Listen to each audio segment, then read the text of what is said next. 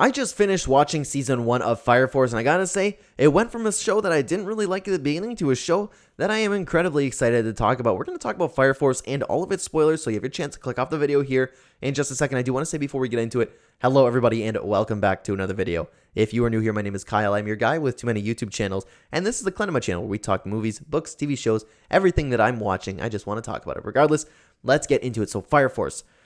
Typically, I would go through an episode by episode thing, but there was a lot of just explaining, especially at the beginning, like what the Infernos are and all the stuff like that. It took a lot for me to really get into this because I didn't like it at the beginning. I was a little weirded out because, again, I'm still new on my journey with anime shows. So I'm not going to lie to you guys. I was pretty weirded out. Man, there's a term that I always forget, which my friend, where it's like they just show out something like really, really sexual for a show for the purpose of it just being sexual. The girl's like constantly in the fire uniform and it just like happened to be ripping off in the middle of like a really intense fight. That was kind of ruining it for me because the show was like really well structured and it had like really, really great moments. And I found that it was kind of ruined by that moment. Like that, I don't mean to like, I know how I sound right now. Wow, you're really complaining about tits flying out. You know what I mean? But I'm being truthful with you right now. It took me out of the moment every time that I saw that. And I haven't had that experience with an anime show yet. And I've heard there's quite a few. There's a term for it. I'm sorry. There's a term that happens in anime shows where that stuff happens. And I guess that's kind of accepted in that community. It's not that I don't accept it. It's just like those take me out of the moment. And there was a lot of it. And I was telling my friends about it. And I was like, man, it's a good show. But it doesn't really intrigue me that much for that. Because every time I'm like, oh my God, what's going to happen? I go, oh, and there's some titties. You know what I mean? Like, and I don't know how I sound complaining about that. But that's a big problem for me. On top of that, it was a little bit slow at the beginning because, okay, there's a fire monster. Firefighters put it out. I wasn't really into the show.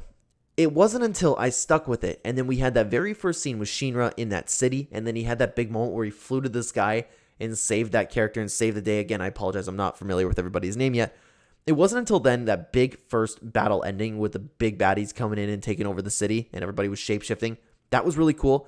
That's when I was like, okay, I'm kind of excited because, again, I wanted to stick with the show because I heard it was really good. And then once we got towards the end of the season, when Shinra first found his brother and then they started fighting and then he was trying to get him back on his side. Again, I just finished the first season, so I'm not too sure how that story is going to go. Regardless, that's cool. That's what really invested me into the story. And if the story continues with this and now Shinra is on the mission to find his brother, I really like this. I gotta say, I really appreciate art in these types of things. When they went to, I can't remember what the dimension was called, but I'll just call it hell because they like said it was kind of like hell. I loved that. That looks beautiful. It's scary. It's mysterious. It's dark. It's another dimension. That's right up my alley. I really enjoy that stuff. It's kind of like Attack on Titan going into that weird world. And don't spoil me because I haven't seen the last of it yet because you get the point where they go into that world, which is, I don't even know how to describe it. Eren and Zeke transformed into that founder world. You know what I mean? You get the point. I really appreciate weird artwork like that, and that's what captivated me is that whole dimension there, and it's creepy, it's really cool, and I can't wait to see more of it. It's kind of like Full Metal Alchemist, actually, if you've watched that show. I also watched Full Metal Alchemist, and it's like with the god figure. I love that stuff. It's just so cool. It's weird because that stuff is really keeping me invested in the show, but honestly, I really like the story with Shinra trying to find his brother, and his brother has something to do with that hell, but I don't know what he has to do with that hell yet because we don't know what the evangelists are. I believe that's what they're called, what their exact mission is because it looks like they want to destroy the world or reset it. I don't know. I'm not too intrigued in the story of the fire force and like those bugs going into people and why people are combusting. But I feel like I will be because I've heard good things about this and I have a friend of mine who is really, really into this show. So I can only imagine that season 2 is even better than this because if I'm ending off season 1 really starting to get engaged here, I would imagine season 2 would be better, especially if my friend there was telling me that like, oh my God, you need to watch the show. I would imagine it gets more hype, but I will update you guys as it goes on. And I don't think I have anything else to say. It's just, I like Shinra's story. I like him as a main character. I haven't been attached to any of the other characters yet. I hope that that happens. It took a while. It just took a while. Oh, I find Arthur pretty funny. That's really funny when he starts doing that role play stuff and then he just ends up being like this unstoppable force. That's really funny, okay? But other than that, I don't really have a connection to all the other characters yet. This show, so far, I like it. But I wouldn't, like, it's one of those shows that I could stop, but I know it gets good. You know what I mean? It's one of those shows that I could stop watching right now and I'd be okay with it. But I'm going to stick with it. I'm going to give season 2 a chance. It's not to say that it's a bad show. I've definitely seen better. That's my point. And maybe season 2 will prove me wrong.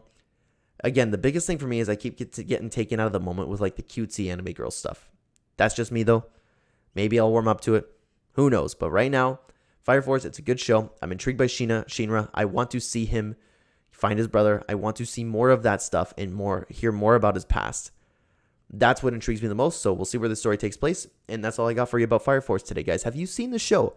If you don't mind, don't spoil season 2 for me because I haven't seen it yet. I'm just going to start watching it, actually one episode tonight. So let me know what you thought about season 1 down below. And if you understand why I'm a little bit skeptical about the show right now, please, again, what did you think about season 1 of Fire Force? Spoil it down below for me. Thank you so much for watching. If you're new here and enjoyed the content, please hit the like button. It will help the channel a ton. And subscribe if you are brand new. Check the description down below for links to all my other channels. And if you want to hear more talk about any media that I'm consuming right now, hit that notification bell. Thank you so much for watching. And guys, I'll see you in the next one. Take care.